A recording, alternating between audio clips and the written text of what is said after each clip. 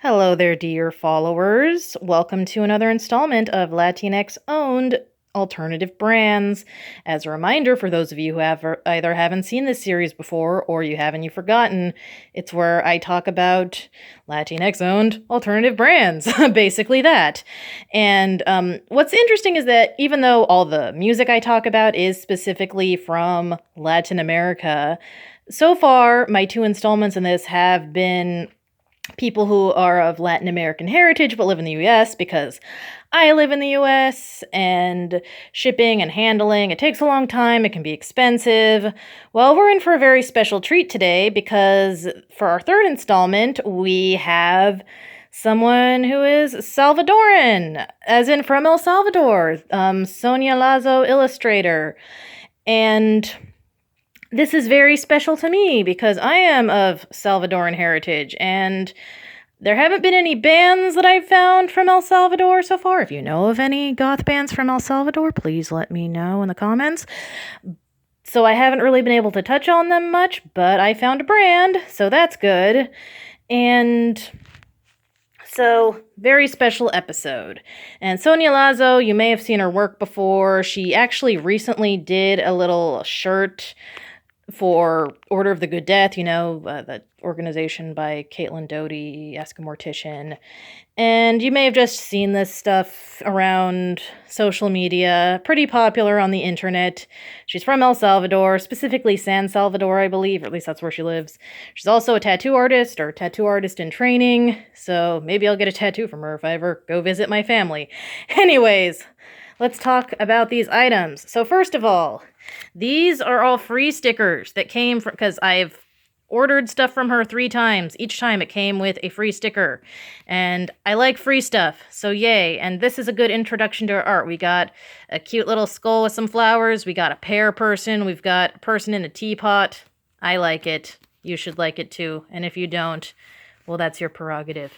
Now next are some stickers I actually paid for, so they're bigger and a little bit higher quality. And we can see a continuation of the same sort of style, that spooky, cutesy look. As you see, it's like, oh, it's the Grim Reaper, but with a flower and smiling. It's a bat with the skull that's a cute bat. It's another skull with a rainbow, and these all have skulls. Not all of her artwork has skulls, but these do because I like skulls. And these were ones I like. This is actually the first thing I ordered, which was some art prints. Not big fancy art prints. These were the cheap ones because I am cheap. And so you can actually get reproductions of these if you so please.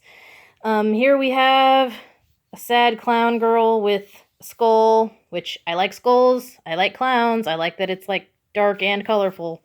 And then here we have some little creatures flying on some very cute bats. I like bats. I like little creatures. There's her autograph. As you see, it's white on the back, so this was dyed onto here.